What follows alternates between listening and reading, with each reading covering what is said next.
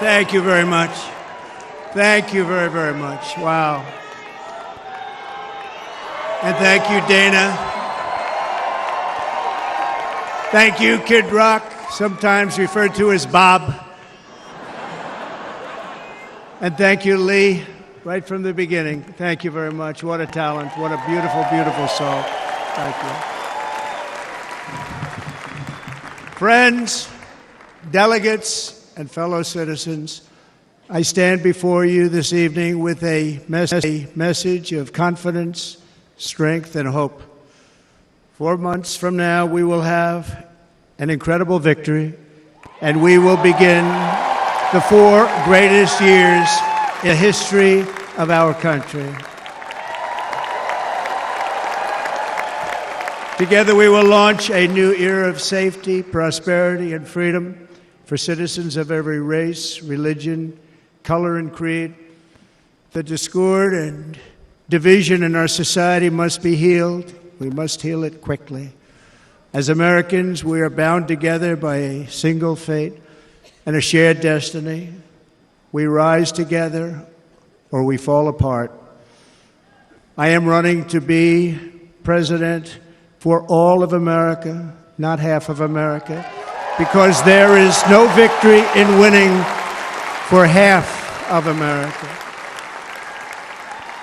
So tonight, with faith and devotion, I proudly accept your nomination for President of the United States. Thank you.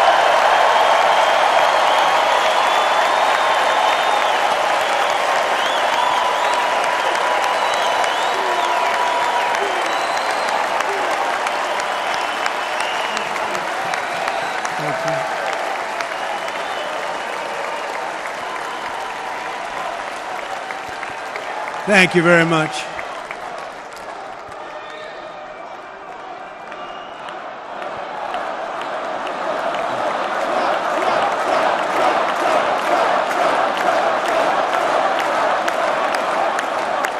Thank you very much. And we will do it right. We're going to do it right. Let me begin this evening by expressing my gratitude to the American people for your outpouring of love and support following the assassination attempt at my rally on Saturday.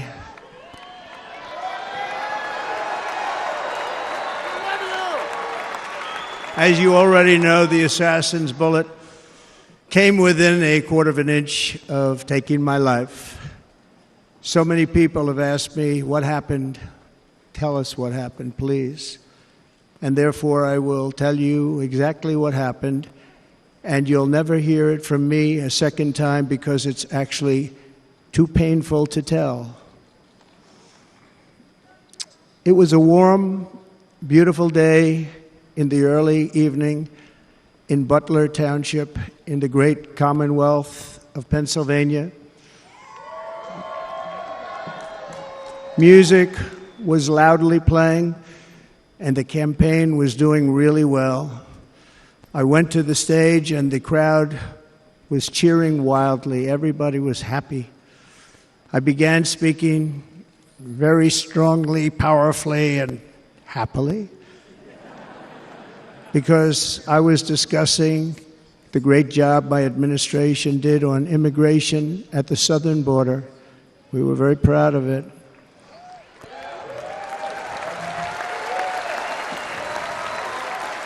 Behind me and to the right was a large screen that was displaying a chart of border crossings under my leadership. The numbers were absolutely amazing. In order to see the chart, I started to, like this, turn to my right and was ready to begin a little bit further turn, which I'm very lucky I didn't do, when I heard a loud whizzing sound and felt something hit me really, really hard on my right ear. I said to myself, wow, what was that? It can only be a bullet. and moved my right hand to my ear, brought it down. My hand was covered with blood, just absolutely blood all over the place. I immediately knew it was very serious, that we were under attack, and in one movement proceeded to drop to the ground. Bullets were continuing to fly as very brave Secret Service agents rushed to the stage, and they really did. They rushed to the stage.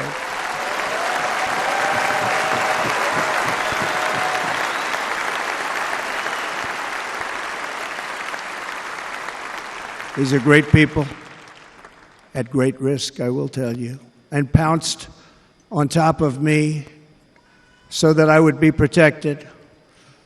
There was blood pouring everywhere, and yet, in a certain way, I felt very safe because I had God on my side. I felt that.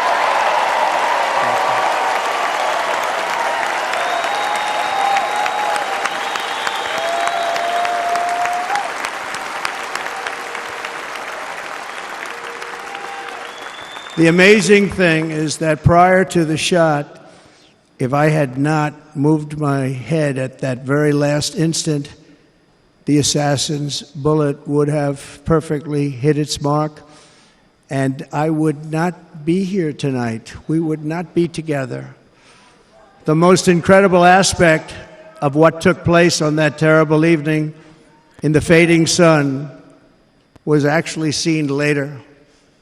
In almost all cases, as you probably know, and when even a single bullet is fired, just a single bullet, and we had many bullets that were being fired, crowds run for the exits or stampede, but not in this case. It's very unusual.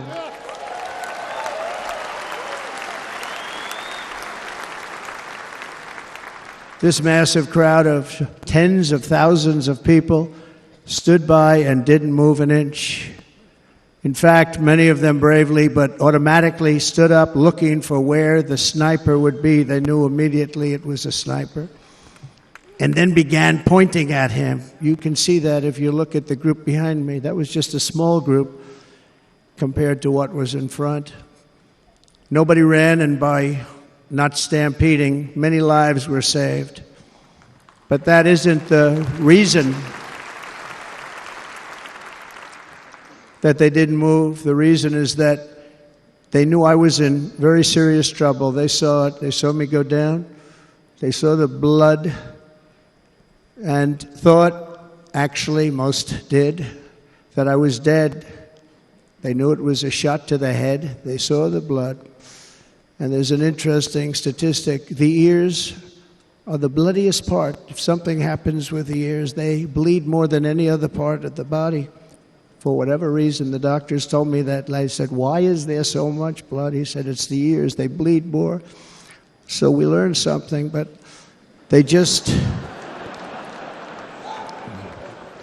this beautiful crowd, they didn't want to leave me. They knew I was in trouble. They didn't want to leave me. And you can see that love written all over their faces. Incredible people. They're incredible people. Bullets were flying over us, yet I felt serene. But now the Secret Service agents were putting themselves in peril. They were in very dangerous territory. Bullets were flying right over them, missing them by a very small amount of inches. And then it all stopped. Our Secret Service sniper, from a much greater distance and with only one bullet used, took the assassin's life, took him out.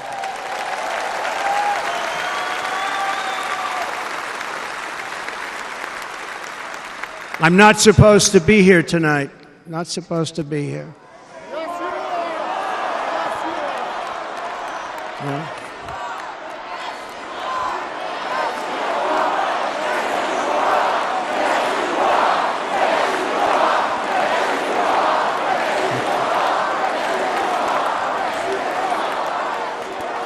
Thank you. But I'm not. And I'll tell you, I stand before you in this arena only by the grace of Almighty God.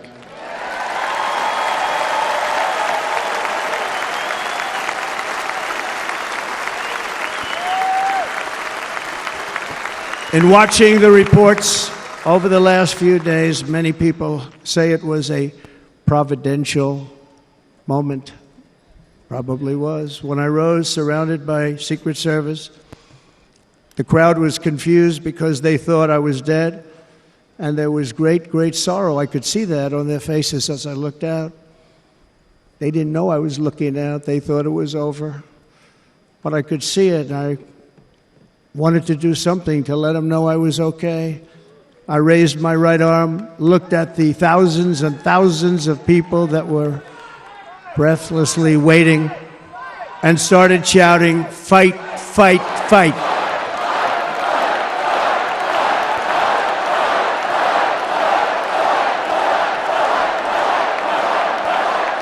Thank you. Once my clenched fist went up, and it was high into the air. You've all seen that. The crowd realized I was okay and roared with pride for our country like no crowd I have ever heard before. Never heard anything like it. For the rest of my life, I will be grateful for the love shown by that giant audience of patriots that stood bravely on that fateful evening in Pennsylvania. Tragically, the shooter claimed the life of one of our fellow Americans, Corey, comparator, unbelievable person, everybody tells me. Unbelievable. And seriously wounded, two other great warriors, spoke to them today, David Dutch and James Copenhaver, two great people. I also spoke to all three families of these tremendous people. Our love and prayers are with them and always will be. We're never going to forget them. They came for a great rally. They were serious Trumpsters, I want to tell you. They were serious Trumpsters and still are. But Corey, unfortunately, we have to use the past tense. He was incredible. He was a highly respected former fire chief, respected by everybody. Was accompanied by his wife, Helen, incredible woman. I spoke to her today, devastated, and two precious daughters. He lost his life selflessly acting as a human shield to protect them from flying bullets. He went right over the top of them and was hit. What a fine man he was.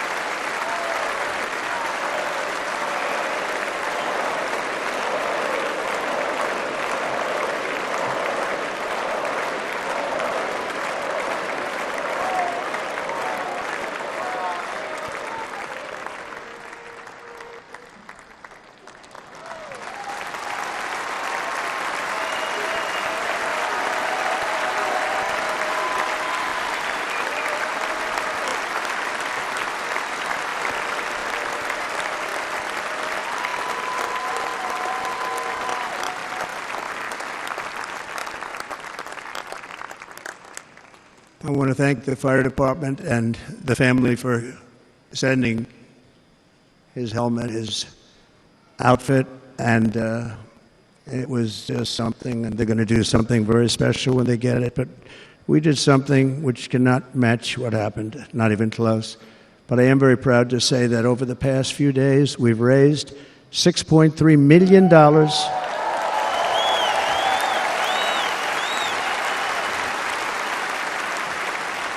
for the families of David, James, and Corey, including from a friend of mine just called up. He sent me a check right here. I just got it. $1 million from Dan Newland. Thank you, Dan. And again, when speaking to the family, I told them, I said, well, I'm going to be sending you a lot of money, but it can't compensate. They all said the same thing. You're right, sir. We appreciate so much what you're doing, but nothing can take the place in the case of Corey. And the other two, by the way, they were very, very seriously injured, but now they're doing very well. They're going to be okay. They're going to be doing very well.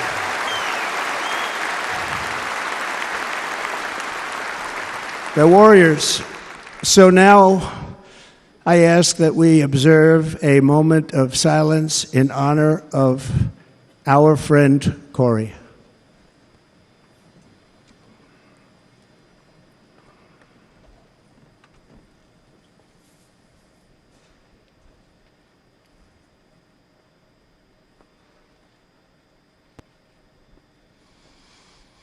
There is no greater love than to lay down one's life for others. This is the spirit that forged America in her darkest hours, and this is the love that will lead America back to the summit of human achievement and greatness. This is what we need. Despite such a heinous attack, we unite this evening more determined than ever. I am more determined than ever, and so are you. So is everybody in this room.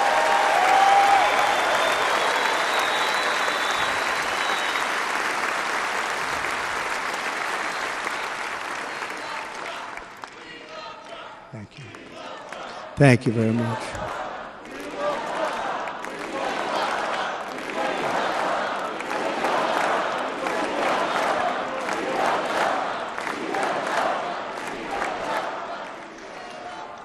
Our resolve is unbroken and our purpose is unchanged to deliver a government that serves the American people better than ever before.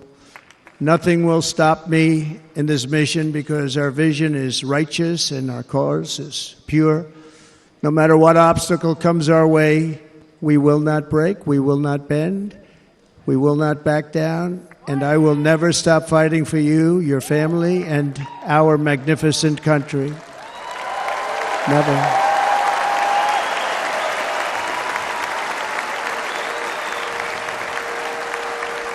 And everything I have to give with all of the energy and fight in my heart and soul, I pledge to our nation tonight. Thank you very much. I pledge that to our nation. We're going to turn our nation around, and we're going to do it very quickly. Thank you.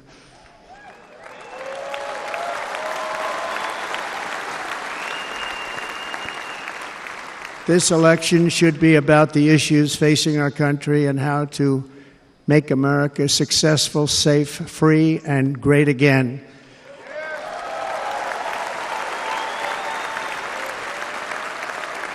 In an age when our politics too often divide us, now is the time to remember that we are all fellow citizens. We are one nation under God, indivisible, with liberty and justice for all.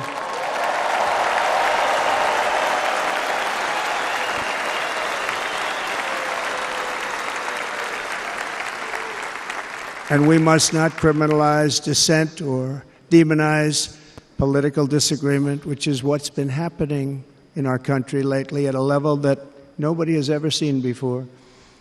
In that spirit, the Democrat Party should immediately stop weaponizing the justice system and labeling their political opponent as an enemy of democracy.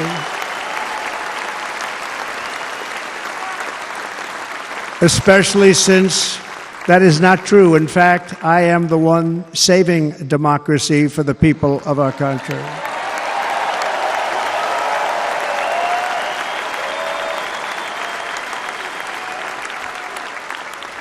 And very big news, as you probably just read, on Monday a major ruling was handed down from a highly respected federal judge in Florida, Eileen Cannon, finding that the prosecutor and the fake documents case against me were totally unconstitutional, and the entire case was thrown out of court. With all of that publicity, thrown out of court. If Democrats want to unify our country, they should drop these partisan witch hunts, which I have been going through for approximately 8 years. And they should do that without delay and allow an election to proceed that is worthy of our people. We're going to win it anyway, but worthy of our people. On this journey, I am deeply honored to be joined by my amazing wife, Melania.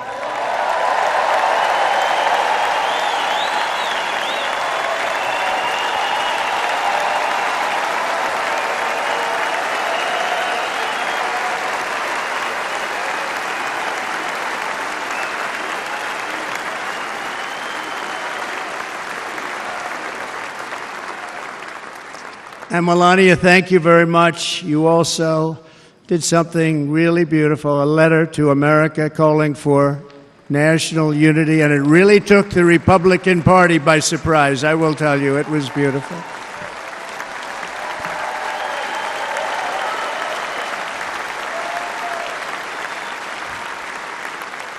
fact, some very serious people said that we should take that letter and put it as part of the Republican platform. That would be an honor, wouldn't it? Right, Mr. Congressman? But it captivated so many, so I also want to thank my entire family for being here. Don, Kimberly, Ivanka and Jared, Eric and Lara, Tiffany and Michael, Barron. We love our Barron.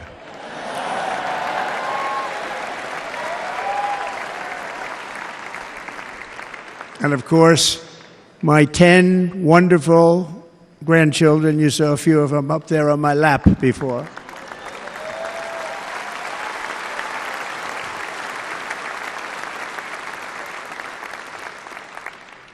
And how good was Dana? Was Dana good? I mean, was he good? He was on probably the only vacation he's had in about, maybe ever, because he works, but about 10 years with his wife, very far away. I won't tell you where, but very, very far away, beautiful place. And my people called, and he said, I won't be able to do it. This is many, many years. I promised my wife I can't do it. And they came in, they said, Dana won't be able to do it, because he was my first, second, and third choice. I said, well, that's too bad, but I understand he's away, and it's good. It's good for him. And that was it. About 30 minutes later, she came back in, sir, Dana just called, he's going to do it. And his wife, she said, you can't turn him down, you just can't do it, you have to go. That's a good wife.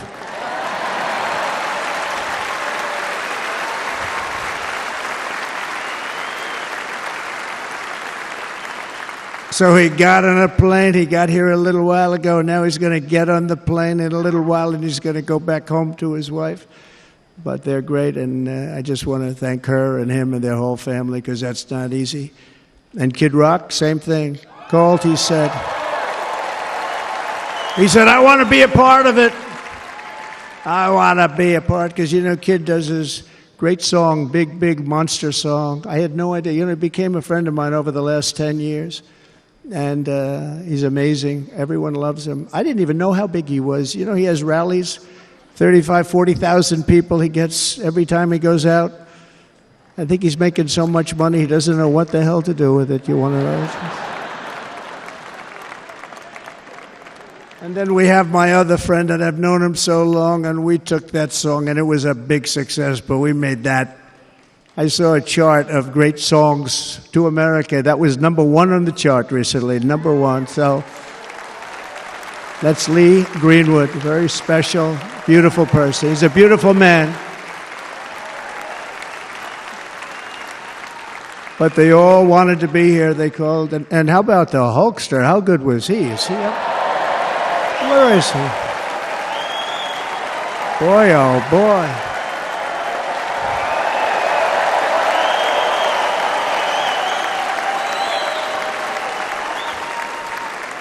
They may call that entertainment. I know about entertainment, but when he used to lift a 350-pound man over his shoulders and then bench press him 2 rows into the audience, I say, maybe entertainment, but he is one strong son of a gun. I will tell you, I watched it many times.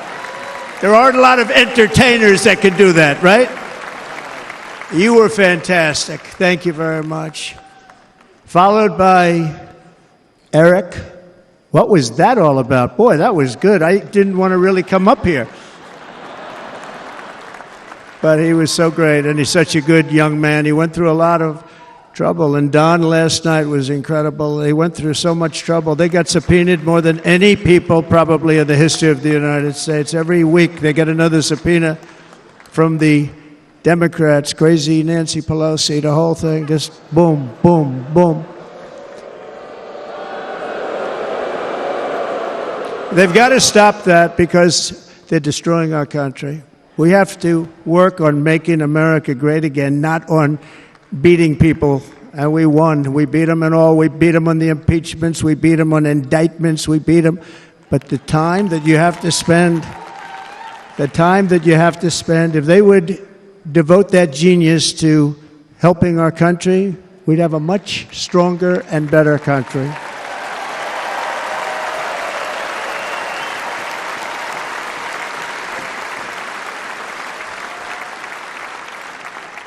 And Jason, the biggest star in country music. Jason, thank you for being here.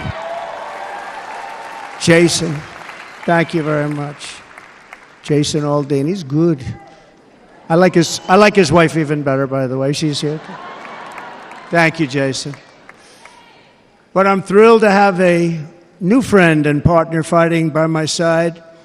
The next Vice President of the United States, the current Senator from Ohio, JD Vance, and his incredible wife, Usha.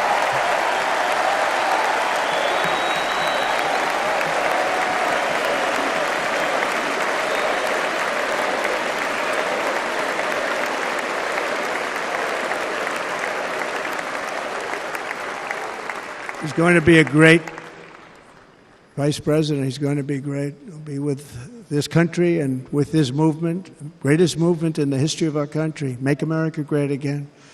When they criticize it, they say, we're going to try and stop MAGA. I said, MAGA is Make America Great Again. What are you going to stop? There's nothing to stop.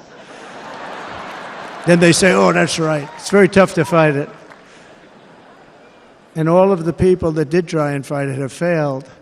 But he's going to be with us for a long time, and it was an honor to select him. Great student at Yale. His wife was a great student at Yale. They met at Yale. These are two smart people.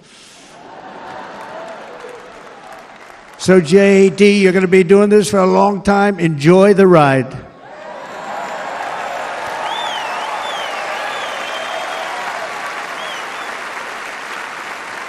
And a very special thank you to the extraordinary people of Milwaukee and the great state of...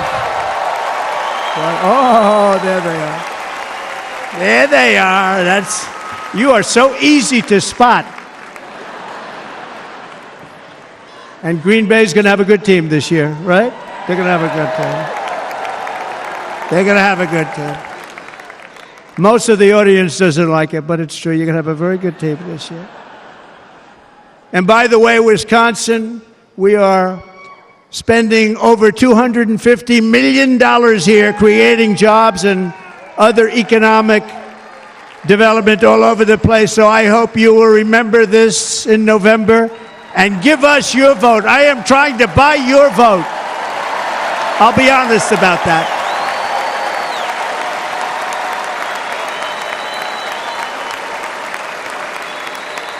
And I promise we will make Wisconsin great again. We're going to make it. Thank you, Mr. Governor. Thank you very much. Thank you.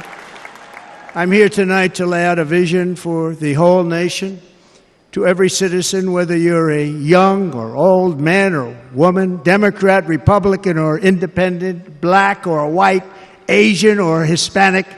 I extend to you a hand of loyalty and of friendship. Together we will lead to new heights of greatness like the world has never seen before. We were right there in the first term. We got hit with COVID. We did a great job. Nobody knew what it was, but nobody's ever seen an economy pre-COVID. And then we handed over a stock market that was substantially higher than just prior to COVID. Coming in, did a great job. Never got credit for that. We got credit for the war and defeating ISIS and so many things, the great economy, the biggest tax cuts ever, the biggest regulation cuts ever, the creation of Space Force, the rebuilding of our military. We did so much. We did so much. Right to try. Right to try is a big deal. We got right to try. They were trying to get that for 52 years. Somebody's terminally ill, and hopefully there's nobody in this audience, but it does happen a lot. They're terminally ill and they can't use our new space-age drugs and other things that we are way ahead. We have the greatest doctors in the world, the greatest laboratories in the world, and you can't do it. They've been trying to get that approved for 52 years. Wasn't that easy? The insurance companies didn't want to do it. They didn't want the risk. The labs didn't want to do it because if it didn't work, people are pretty far down the line toward death. They didn't want to do it. The doctors didn't want to have it on their records, so I got everybody into an office. 52 years they tried. Sounds simple, but it's not. And I got them to agree that somebody that needs it will, instead of going to Asia, Europe, or someplace, or if you have no money, going home and dying, just die.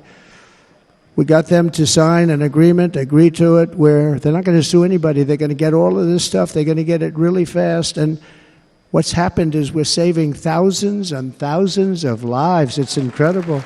Right to try. It's a great feeling.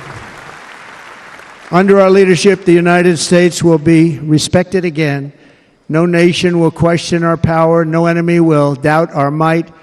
Our borders will be totally secure. Our economy will soar. We will return law and order to our streets, patriotism to our schools, and importantly, we will restore peace, stability, and harmony all throughout the world. But to achieve this future, we must first rescue our nation from failed and even incompetent leadership. We have totally incompetent leadership. This will be the most important election in the history of our country. Under the current administration, we are indeed a nation in decline.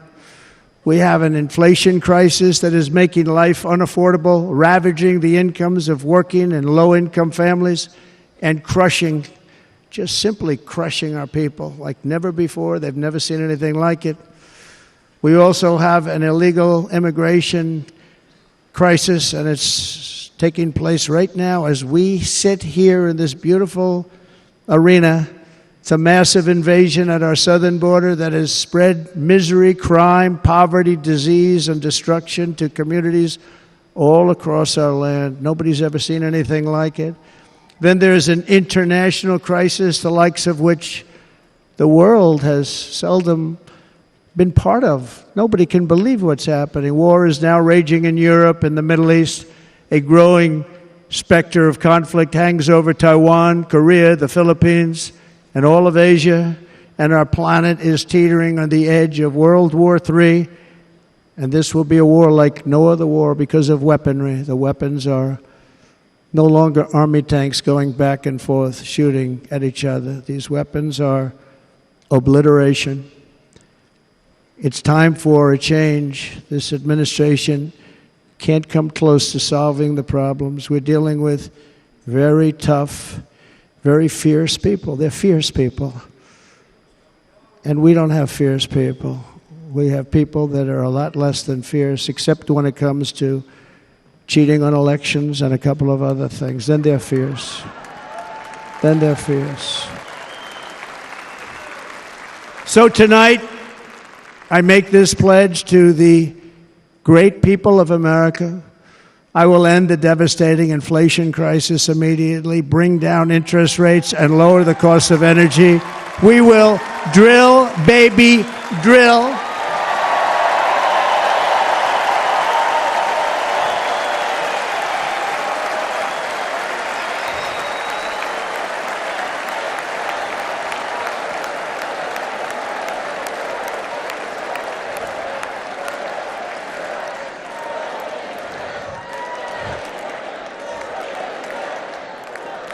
Can you believe what they're doing? But by doing that, we will lead a large-scale decline in prices. Prices will start to come down. Energy raised it. They took our energy policies and destroyed them. Then they immediately went back to them, but by that time, so much was lost.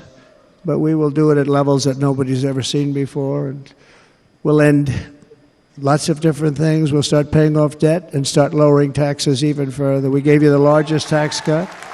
We'll do it more. You know, people don't realize I brought taxes way down, way down, and yet we took in more revenues the following year than we did when the tax rate was much higher. Most people said, how did you do that? Because it was incentive. Everybody was coming to the country. They were bringing back billions and billions of dollars into our country. The companies made it impossible to bring it back. The tax rate was too high, and the legal complications were far too great. I changed both of them, and hundreds of billions of dollars by Apple and so many other companies were brought back into our nation, and we had an economy the likes of which no nation had ever seen. China, we were beating them at levels that were incredible. And they know it. They know it. We'll do it again, but we'll do it even better. I will end the illegal immigration crisis by closing our border and finishing the wall, most of which I've already built.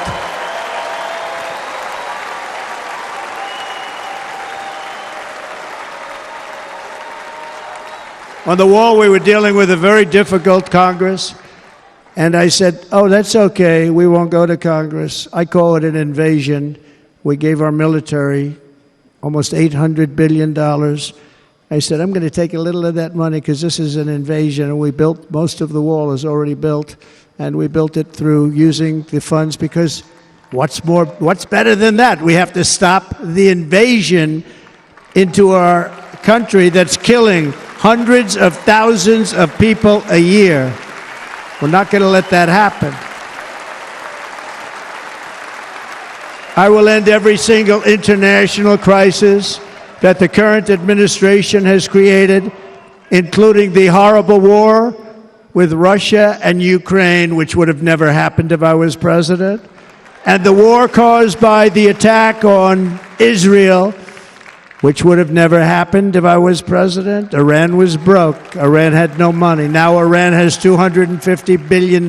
They made it all over the last 2.5 years. They were broke. I watched the other day on a show called Deface the Nation. Has anyone seen it? And they had a congressman who was a Democrat say, well, whether you like him or not, Iran was broke dealing with Trump. I told China and other countries, if you buy from Iran, we will not let you do any business in this country, and we will put tariffs on every product you do send in of 100% or more. And they said to me, well, I think that's about it. They weren't going to buy any oil. And they were ready to make a deal, Iran deal with us. And then we had that horrible, horrible result that we'll never let happen again. The election result, we're never going to let that happen again. They used COVID to cheat. We're never going to let it happen again. And they took off all the sanctions, and they did everything possible for Iran. And now Iran is very close to having a nuclear weapon, which would have never happened. This is a shame what this administration, the damage that this administration has done. And I say it often, if you took the 10 worst presidents in the history of the United States, think of it, the 10 worst, added them up, they will not have done the damage that Biden has done.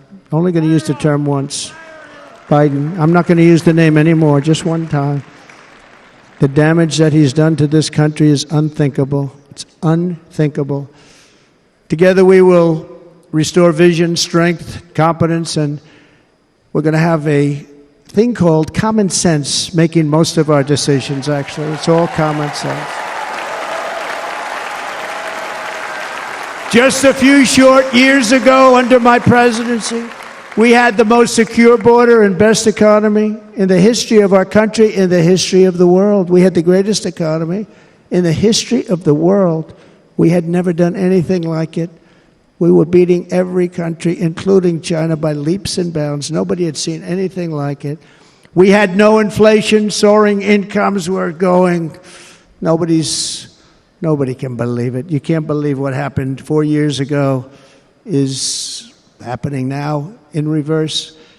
And the world was at peace. Inflation has been a killer for our country. No matter what you make it, it doesn't matter because inflation is eating you alive. People that were putting away money, they were making great wages, the highest they've ever made, but they were putting away a lot of money. Now they are just being destroyed. They're not putting away anything. They're barely living. They're going into savings accounts. They're taking out their money to live because of inflation. Inflation, remember, it's called a country buster. You can go back to Germany from 100 years ago. You can go back to any country that suffered great inflation, and we've suffered the worst inflation we've ever had. But go back and see what's happened to those countries. We've had the worst inflation we've ever had under this person. But in less than 4 years, our opponents have turned incredible success into unparalleled tragedy and failure. It's been a tremendous failure. Today, our cities are flooded with illegal aliens. Americans are being squeezed out of the labor force and their jobs are taken. And by the way, you know who's taking the jobs that are created? 107% of those jobs are taken by illegal aliens. And you know who's being hurt the most by millions of people pouring into our country? The black population and the Hispanic population, because they're taking the jobs from our black population, our Hispanic population, and they're also taking them from unions. The unions are suffering because of it. Thank you. Thank you. I like you too. Thank you very much. Inflation has wiped out the life savings of our citizens and forced the middle class into a state of depression and despair. That's what it is. It's despair and depression. We cannot and will not let this continue. Less than 4 years ago, we were a great nation, and we will soon be a great nation again. We're going to be a great nation again.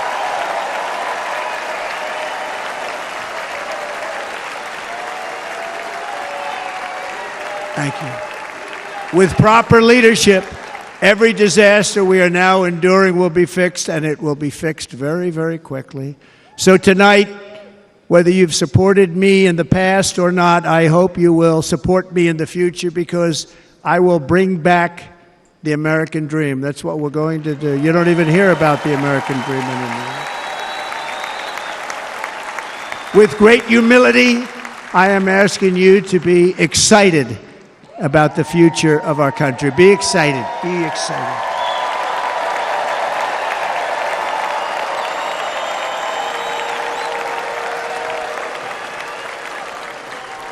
And by the way, the news reports, look at all of those big networks. Look at them. They're all here.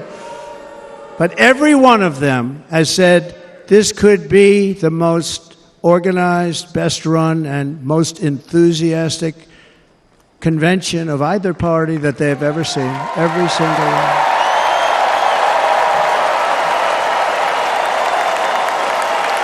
And it's true. It's true. And there's love in the room. There's great love in the room.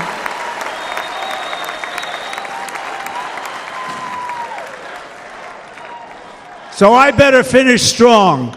Otherwise, we'll blow it. And we can't let that happen. Now, this was great. All of the great people that spoke, and everybody hit a home run. I mean, there's not one that I can think of where I said, oh, gee, that wasn't great. Every single person.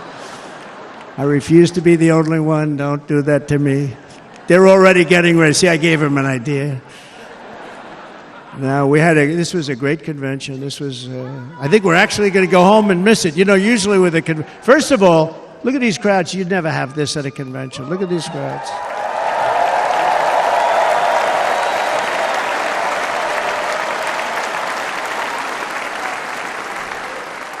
Love. It's about love. This week, the entire Republican Party has formally adopted an agenda for America's renewal, and you saw that agenda, and it's very short compared to the long, boring, meaningless agendas of the past, including the Democrats. They write these things that are hundreds of pages long, and they never read them after they're done. In their case, fortunately, they don't read them because they're pretty bad. It's a series of bold promises that we will swiftly implement when you give us a Republican House. And Mr. Speaker, thank you very much. We have our great Speaker of the House with us tonight. Mr. Speaker, thank you very much. Thank you. A Republican Senate, we have many senators here. And send me back to our beautiful White House just a few short months from now. We're talking about just months. It can't come fast enough. We have to get it done. First, we must get economic relief to our citizens. Starting on day one, we will drive down prices and make America affordable again. We have to make it affordable. It's not affordable. People can't live like this. Under this administration, our current administration, groceries are up 57%, gasoline is up 60 and 70%, mortgage rates have quadrupled.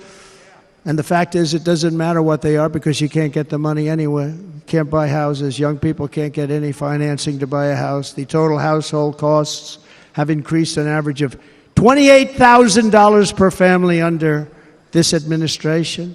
Republicans have a plan to bring down prices and bring them down very, very rapidly. By slashing energy costs, we will in turn reduce the cost of transportation, manufacturing, and all household goods. So much starts with energy. And remember, we have more liquid gold under our feet than any other country by far. We are a nation that has the opportunity to make an absolute fortune with its energy. We have it, and China doesn't. Under the Trump administration, just 3.5 years ago, we were energy independent. But soon, we will actually be better than that. We will be energy dominant and supply not only ourselves, but we will supply the rest of the world with numbers that nobody has ever seen, and we will reduce our debt, $36 trillion. We will start reducing that, and we will also reduce your taxes still further. Next, and by the way, they want to raise your taxes 4 times, think of it. And all my life I grew up watching politicians. I always loved politics, I guess. I was on the other side. I'd watch, and they were always talking about, we will give you a tax cut, we will give you a tax cut. My whole life I was watching, I will give you a tax cut, right, Mr. Congressman? That's all they talked about. This is the only administration that said, we're going to raise your taxes by 4 times what you're paying now, and people are supposed to vote for them? I've never heard it. You're paying too much, we're going to reduce your taxes still further. We gave you the biggest one, as I said. We're going to give you more, and it's going to lead to tremendous growth. We want growth in our country. That's what's going to pay off our debt.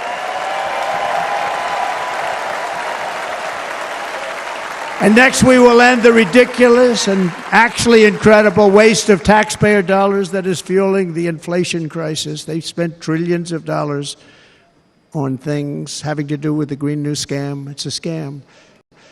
And that's caused tremendous inflationary pressures in addition to the cost of energy.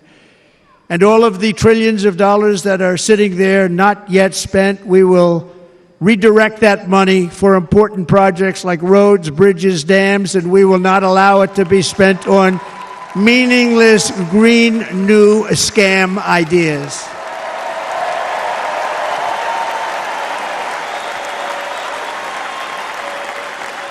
And I will end the electric vehicle mandate on day one.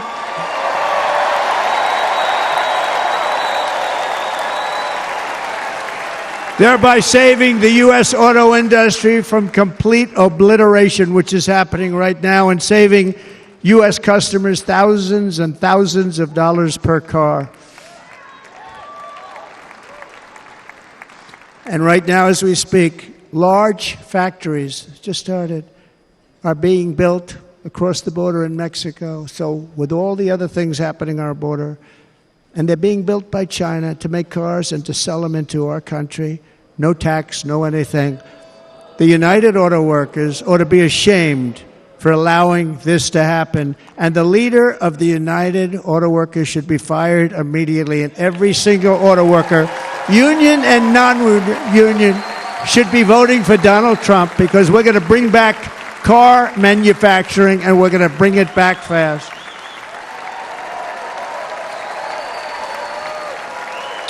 They're building some of the largest auto plants anywhere in the world. Think of it, in the world. We're going to bring it back. We're going to make them. We don't mind that happening, but those plants are going to be built in the United States, and our people are going to man those plants.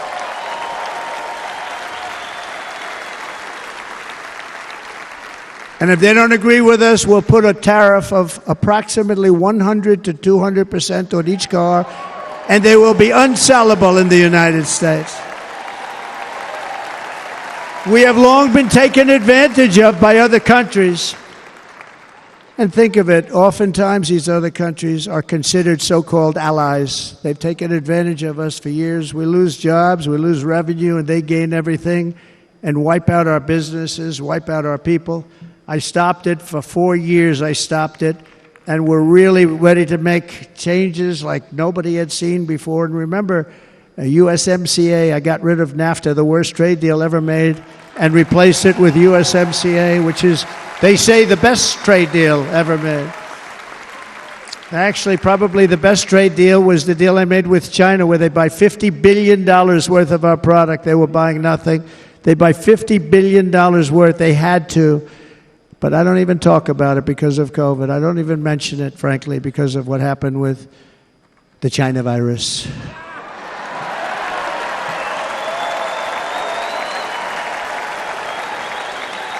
We will not let countries come in, take our jobs, and plunder our nation. They come and do that.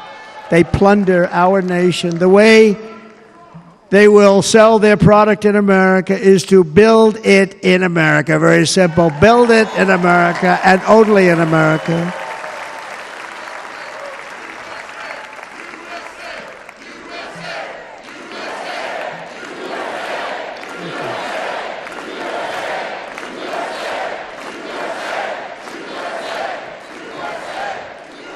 And this very simple formula, and Congress has to go along with us, and they will.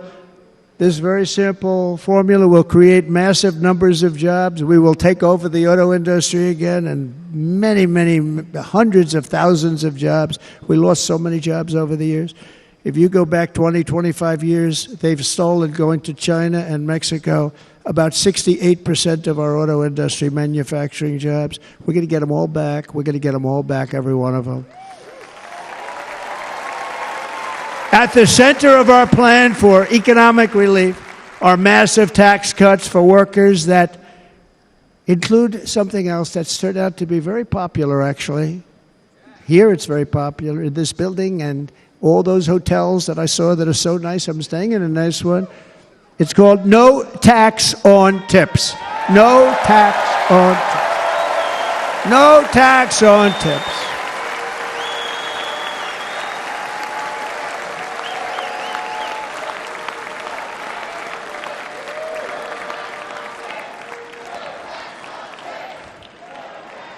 I got that by having dinner recently in Nevada, where we're leading by about 14 points.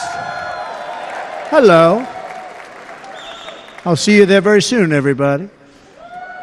And we're having dinner at a beautiful restaurant in the Trump building on the Strip, and it's a great building, and the waitress comes over. How's everything going? A really nice person. How's everything? Oh, sir, it's so tough. The government's after me all the time on tips, tips, tips. I said, well, they give you cash. Would they be able to find him? She said, actually, and I didn't know this, she said, very little cash is given. It's all put right on the check. And they come in and they take so much of our money, it's just ridiculous, and they don't believe anything we say. And they've just hired, as you know, 88,000 agents to go after them even more. And I said, this shows the level of my, most people go out, they hire consultants, they pay millions of dollars. But I said to her, let me just ask you a question. Would you be happy if you had no tax on tips? She said, what a great idea. I got my information from a very smart waitress. That's better than spending millions of dollars. And everybody loves it. Waitresses and caddies and drivers and everybody. It's a large group of people that are being really hurt badly. They make money, let them keep their money.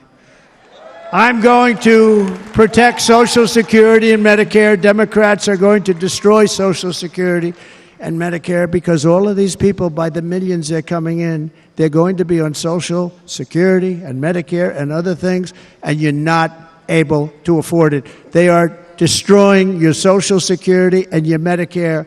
Under my plan, incomes will skyrocket, inflation will vanish completely, jobs will come roaring back, and the middle class will prosper like never, ever before, and we're going to do it very rapidly.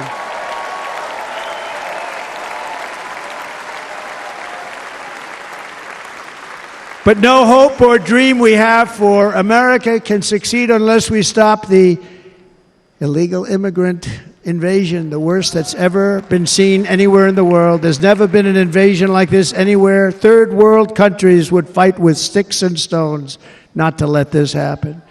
The invasion at our southern border, we will stop it, and we will stop it quickly. You heard Tom Homan yesterday. Tom Homan, put him in charge and just sit back and watch. Brandon Judd, the Border Patrol, he's incredible. These guys, you know, they really, their job is a lot easier if they don't have to do anything, but they want to. They're patriots. Brandon Judd, Border Patrol, ICE. ICE goes out. You have to see what ICE does with MS-13. You have these are probably the worst gang, and ICE goes in there. And I know a lot of people in these rows here, and they're very tough people, but they don't want to do this job. They'll go into a pack of MS-13 killers. They're the worst, probably the worst gangs in the world. We have thousands of them. I moved thousands and thousands out in my 4 years. We moved them out, and it was a pleasure. But ICE would go right into a pack of these killers, and you see fists flying, you see everything flying, and then they take them. They put them in a paddy wagon. They take them back, and they get them out of our country. And the other countries weren't accepting them back, and I called up, and I said, tell them that we're not giving them economic aid anymore. And the next day, I got calls from all of these countries that were terminated. Billions of dollars we spend on economic aid to countries that does us, frankly, no good. And the next day, I was called by everybody. I couldn't take all the calls. Sir, what's the problem? I said, you won't take your killers back that you sent in caravans into America. You won't take them back. Well, sir, if you'd like us to, we would give very serious consideration to doing that. And within 24 hours, they were being taken back. For years and years, when I first came in, they said President Obama tried to get him to go back, and they wouldn't accept him. They'd put planes on the runway so you couldn't leave the plane. They'd close the road so you couldn't take the buses. They'd all have to turn back. As soon as I said no more economic aid of any kind to any country that does that, they called back and they said, sir, it would be our great honor to take MS-13. We love them very much. We love them very much, sir. We'll take them back. At the heart of the Republican platform is our pledge to end this border nightmare and fully restore the sacred and sovereign borders of the United States of America, and we're going to do that on day one.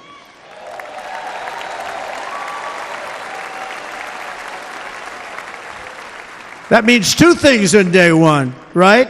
Drill, baby, drill, and close our borders.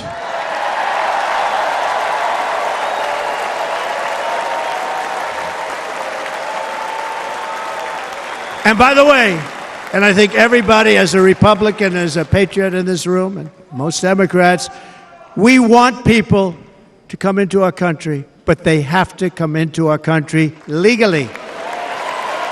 Legally. Less than 4 years ago, I handed this administration the strongest border in American history.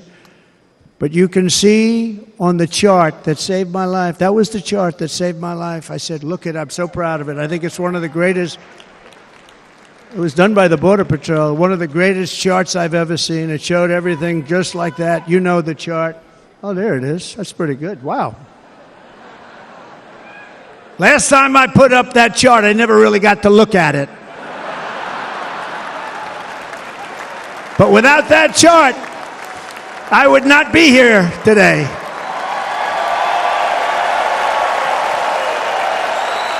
Never got to look at it.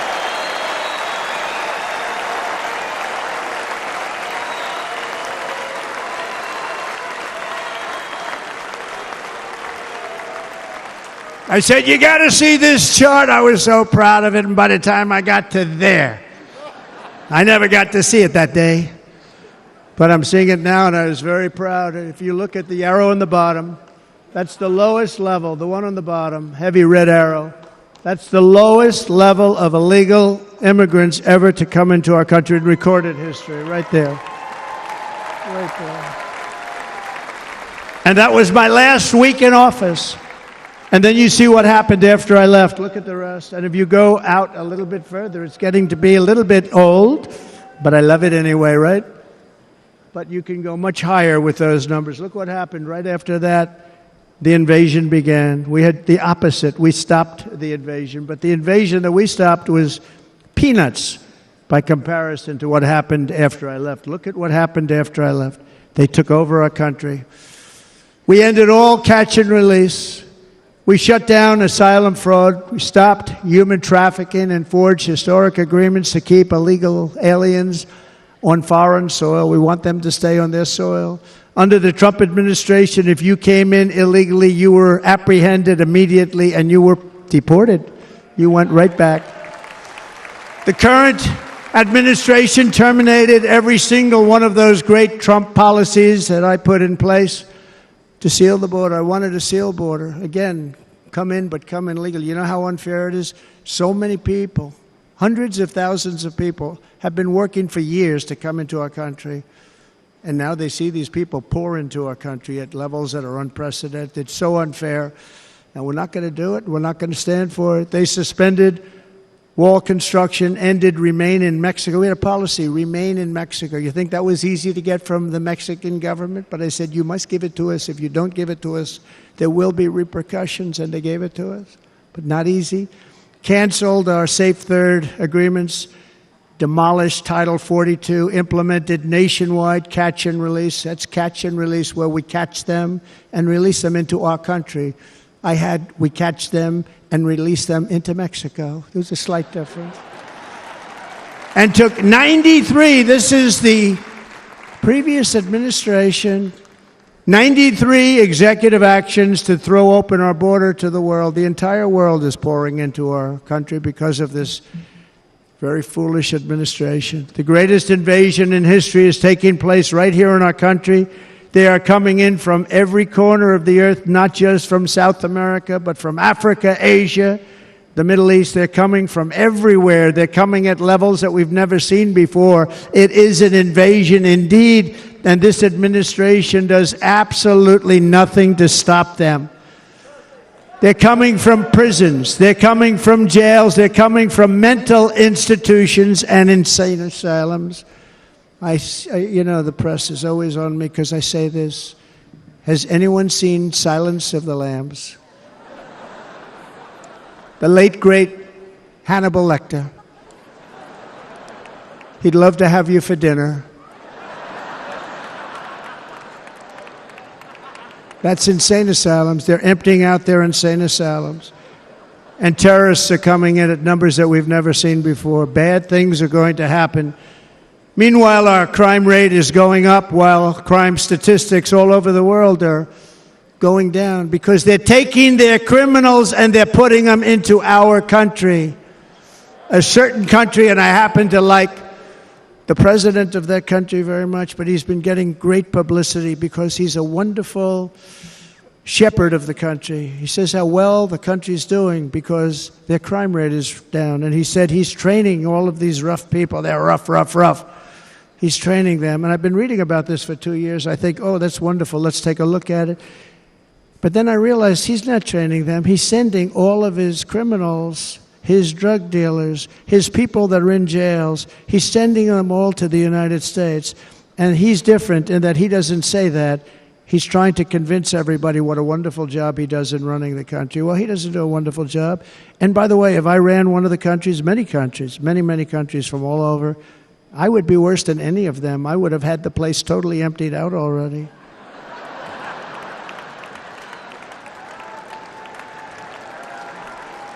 But we become a dumping ground for the rest of the world, which is laughing at us. They think we're stupid. And they can't believe that they're getting away with what they're getting away with, but they're not going to be getting away with it for long. That's what I can tell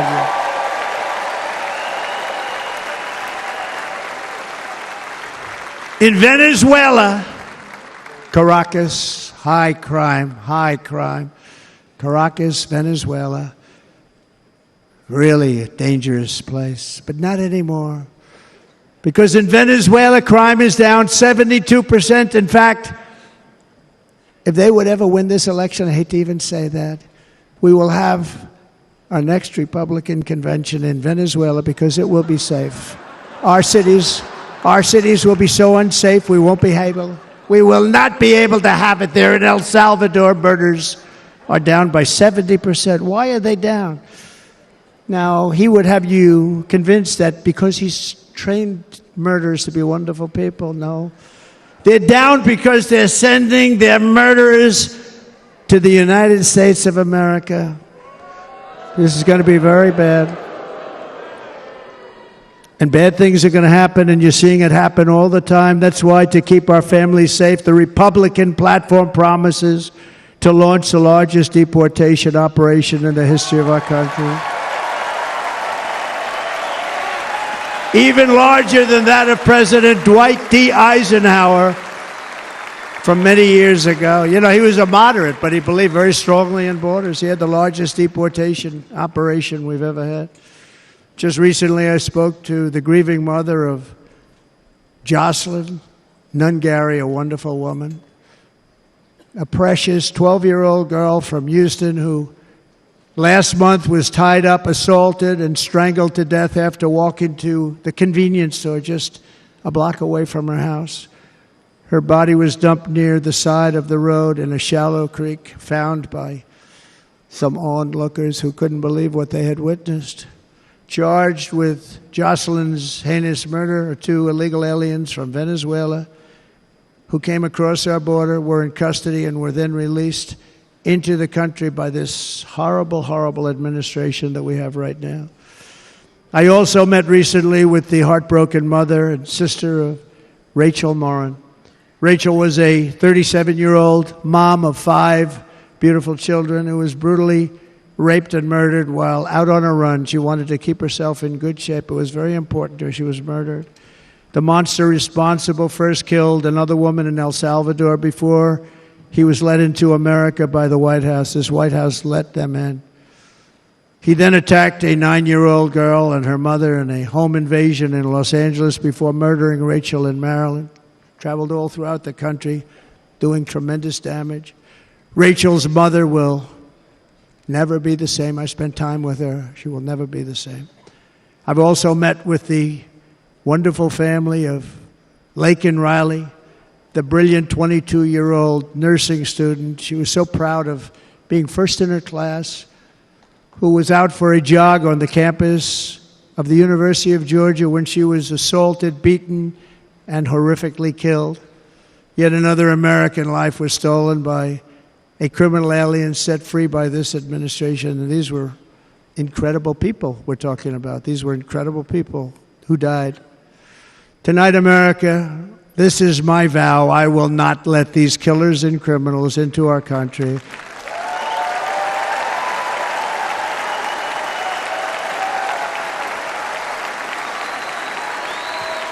I will keep our sons and daughters safe.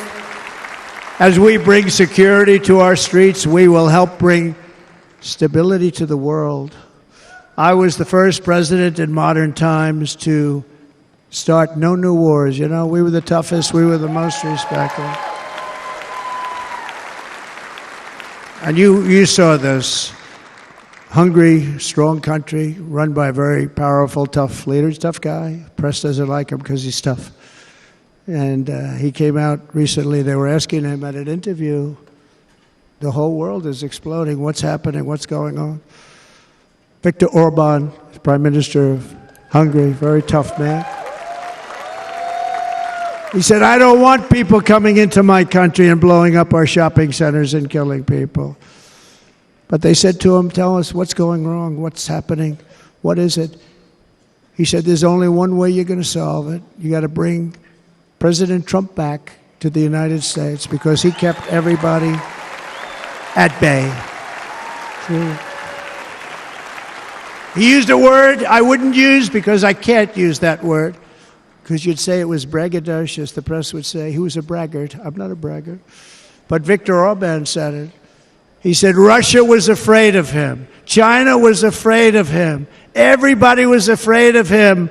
Nothing was going to happen. The whole world was at peace. And now the world is blowing up around us. All of these things that you read about were not going to happen. Under President Bush, Russia invaded Georgia. Under President Obama, Russia took Crimea. Under the current administration, Russia is after all of Ukraine. Under President Trump, Russia took nothing.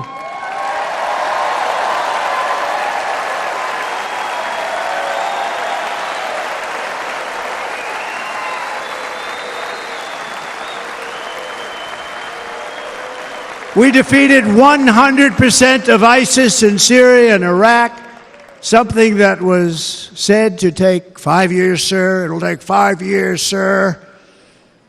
We did it in a matter of a couple of months. We have a great military. Our military is not woke. It's just some of the fools on top that are woke.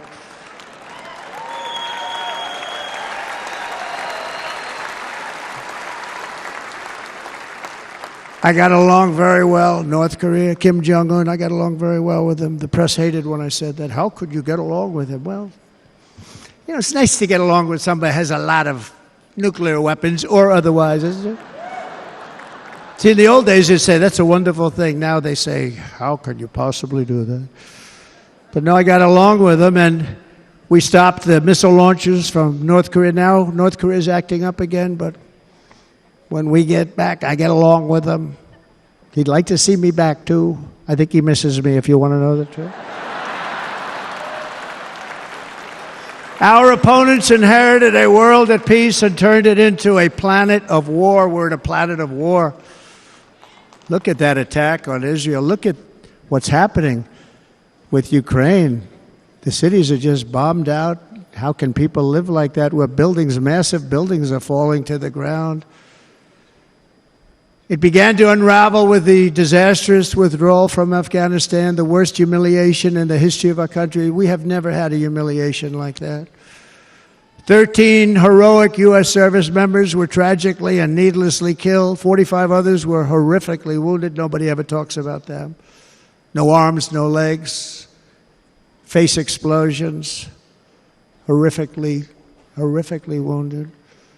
And by the way, we have a man in this room who's running for the U.S. Senate from a great state, Nevada, named Sam Brown, who paid the ultimate price.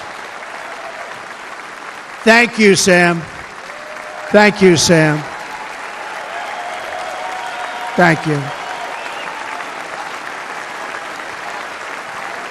He paid the biggest price probably ever paid by anybody that is running for office, and I think he's going to do great.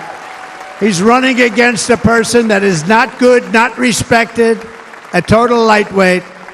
But Sam, I think, paid, really, we were talking about it with some of the senators that are working so hard for Sam, but he paid the biggest price of any senator ever to run for the Senate. I don't think anybody's ever what he did. He was a real hero, a really great person. And he's running, and I hope that everybody gets out and votes for Sam Brown.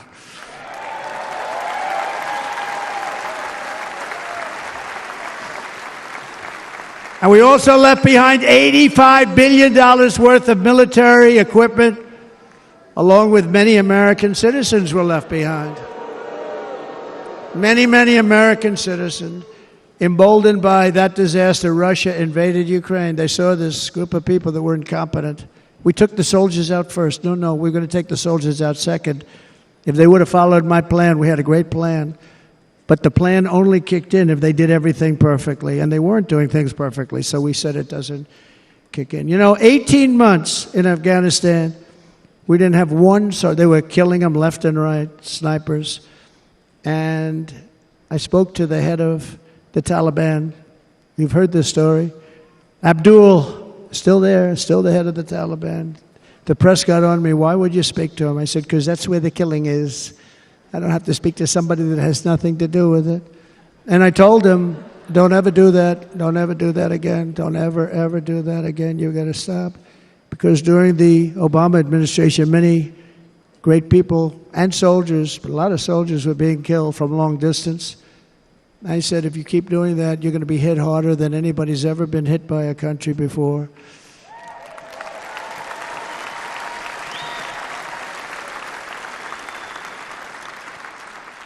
And he said, I understand, Your Excellency. He called me Your Excellency. I wonder if he calls the other guy Your Excellency. I doubt it. The other guy gave him everything. I mean, what kind of a deal was that? He walked out, gave him everything.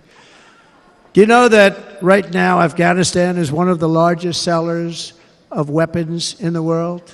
They're selling the brand new, beautiful weapons that we gave them. But think of it, he actually said to me, but why do you show me a picture of my home?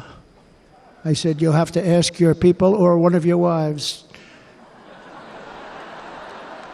But he could figure it out. And for 18 months, we had not one attack on an American soldier by the Taliban. 18 months.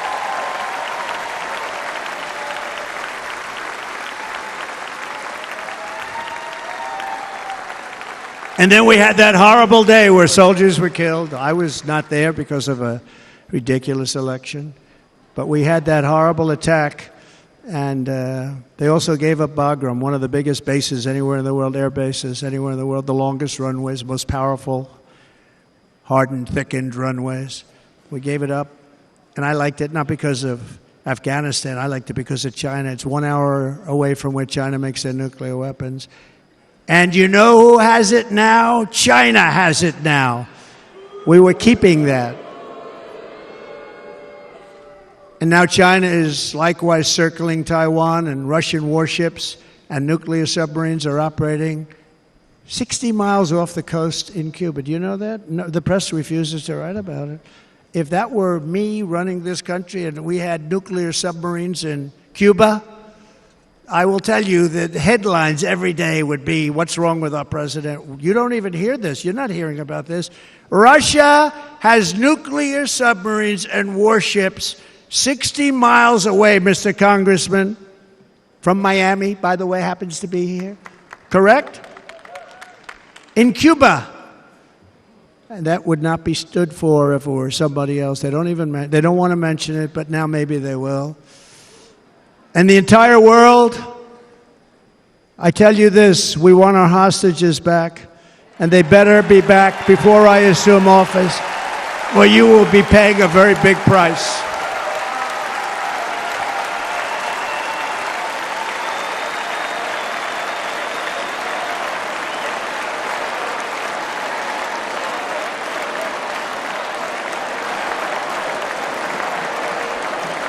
With our victory in November, the years of war, weakness, and chaos will be over. I don't have wars. I had no wars other than ISIS, which I defeated, but that was a war that was started. We had no wars. I could stop wars with a telephone call. I could stop wars with just a telephone call. If properly stated, it would never start.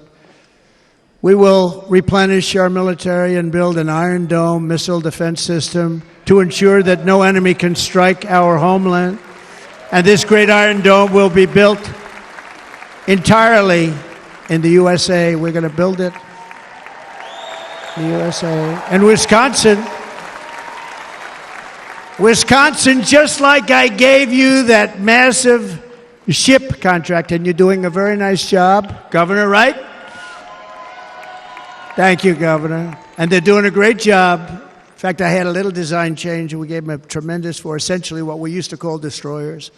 These are now the most beautiful. They look like yachts. I said, we have to take the bow, and we have to make it a little nicer and a little point at the top instead of a flat nose.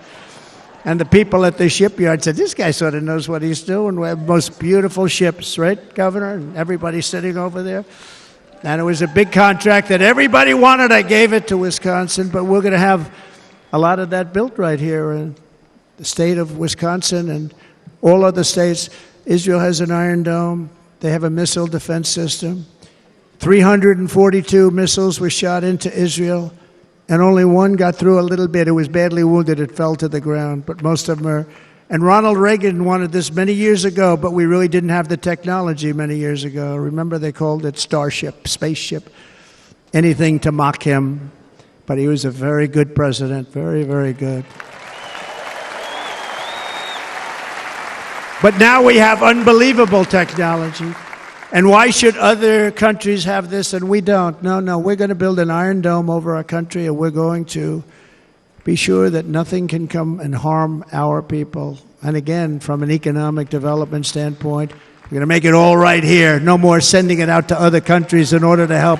It's America first. America first. We will unleash the power of American innovation. And as we do, we will soon be on the verge of finding the cures to cancer, Alzheimer's disease, and many other diseases. We're going to get to the bottom of it. You remember this gentleman that I don't want to mention other than one time I had to, because when you say the 10 worst, I had to do it. I didn't want anybody to be confused. But this man said, we're going to find a cure to cancer. Nothing happened. We're going to get to the cure for cancer and Alzheimer's and so many other things. We're so close to doing something great. But we need a leader that will let it be done. We will not have men playing in women's sports. That will end immediately.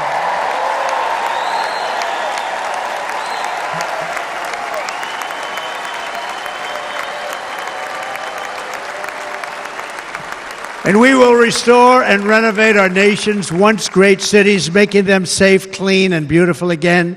And that includes our nation's capital, which is a horrible killing field. So many things. They leave from Wisconsin, they go to look at the Washington Monument, they end up getting stabbed, killed, or shot. We will be very soon very proud of our capital, again, Washington, D.C.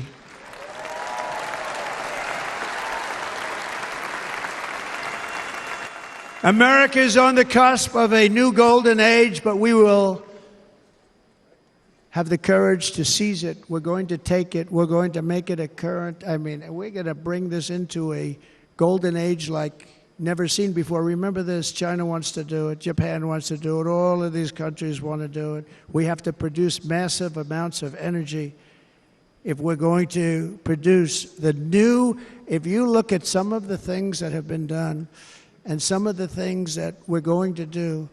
But AI needs literally twice the electricity that's available now in our country. Can you imagine?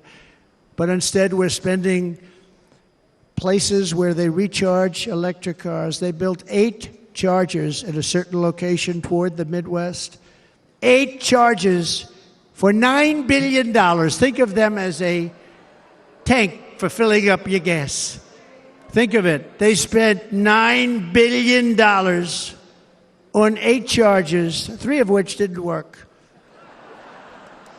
And if you were going to do this all over our country, this crazy electric mandate, if you're going to do this all, and by the way, I'm all for electric. They have their application. But if somebody wants to buy a gas-powered car, gasoline-powered car, or a hybrid, they're going to be able to do it. And we're going to make that change on day 1.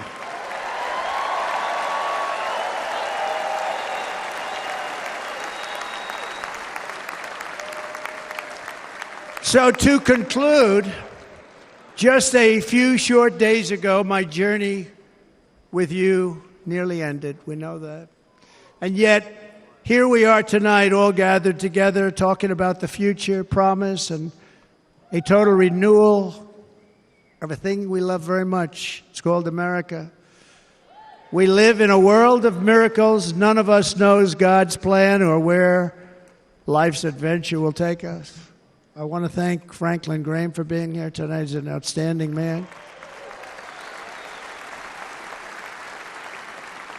He wrote me a note recently. I have a lot of respect for him. Sir, I love your storytelling. I think it's great in front of these big rallies. But sir, please do me one favor. It won't make any difference. Please don't use any foul language. I was a little embarrassed. He said, it won't make any difference. Actually, it does. The story's not quite as good, but I've been very good. The story is not quite as good, to be honest. I've got to have a little talk with Franklin, but he was great. He's a great gentleman. His father was so incredible, Billy Graham.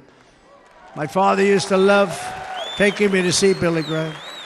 My father would take me to see Billy Graham at Yankee Stadium. He had the biggest rallies you've ever seen. He was a good rally guy, too. But he'd get up, and he was a fantastic guy. My father loved Billy Graham. But I love Franklin Graham. I think Franklin's been fantastic, and I'm working so hard to adhere to his note to me. I'm working hard on it, Franklin. But if the events of last Saturday make anything clear, it is that every single moment we have on earth is a gift from God.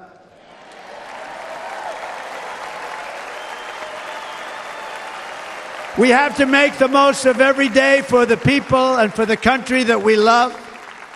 The attacker in Pennsylvania wanted to stop our movement, but the truth is the movement has never been about me. It has always been about you. It's your movement. It's the biggest movement in the history of our country by far. Can't be stopped. It can't be stopped. It has always been about the hardworking, patriotic citizens of America. For too long, our nation has settled for too little. We settled for too little. We've given everything to other nations, to other people. You have been told to lower your expectations and to accept less for your families. I am here tonight with the opposite message. Your expectations are not big enough. They're not big enough. It is time to start expecting and demanding the best leadership in the world, leadership that is bold, dynamic, relentless, and fearless. We can do that. We are Americans. Ambition is our heritage. Greatness is our birthright. But as long as our energies are spent fighting each other, our destiny will remain out of reach, and that's not acceptable. We must instead take that energy and use it to realize our country's true potential and write our own thrilling chapter of the American story. We can do it together. We will unite. We are going to come together, and success will bring us together.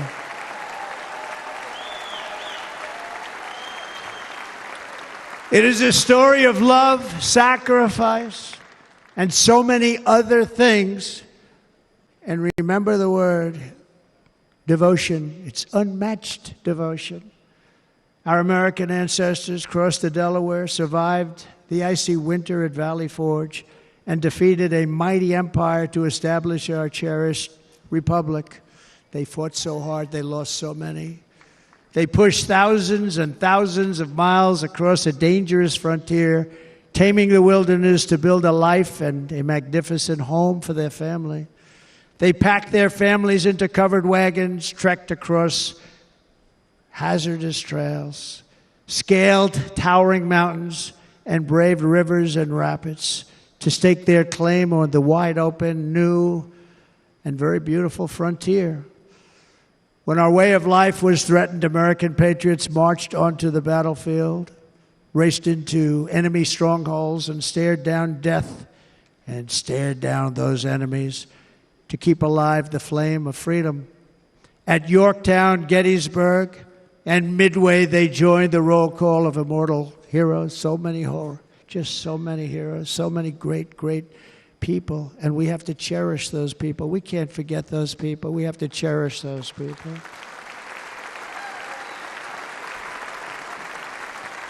And building monuments to those great people is a good thing, not a bad thing. They saved our country. No challenge was too much. No hardship was too great. No enemy was too fierce.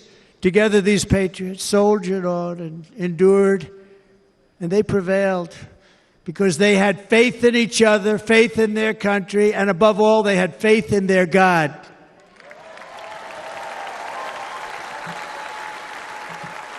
Just like our ancestors, we must now come together, rise above past differences, Any disagreements have to be put aside and go forward, united as one people, one nation, pledging allegiance to one great, beautiful, I think it's so beautiful, American flag. Tonight I ask for your partnership, for your support, and I am humbly asking for your vote. I want your vote. Going to make our country great again. Every day I will strive to honor the trust you have placed in me, and I will never, ever let you down. I promise that. I will never let you down. To all of the forgotten men and women who have been neglected, abandoned, and left behind, you will be forgotten no longer. We will press forward, and together we will win, win, win.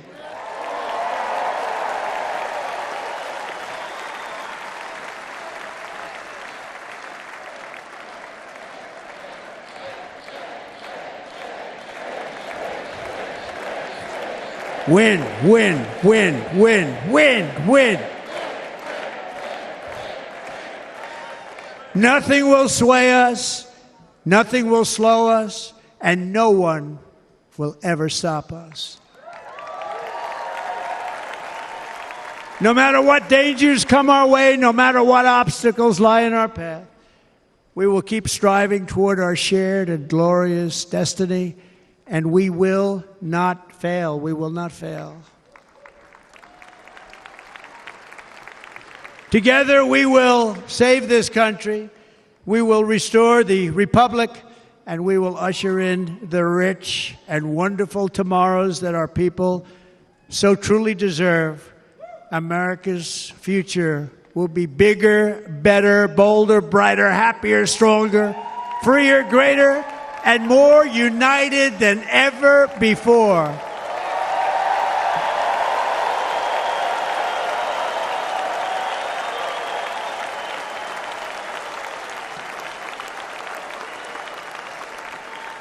And quite simply put, we will very quickly make America great again. Thank you very much. Thank you very much, Wisconsin. God bless you. God bless you, Wisconsin, and God bless the United States of America, our great country. Thank you very much, everybody. Thank you. 想看最完整的新闻内容，记得下载 TVBS 新闻网 APP。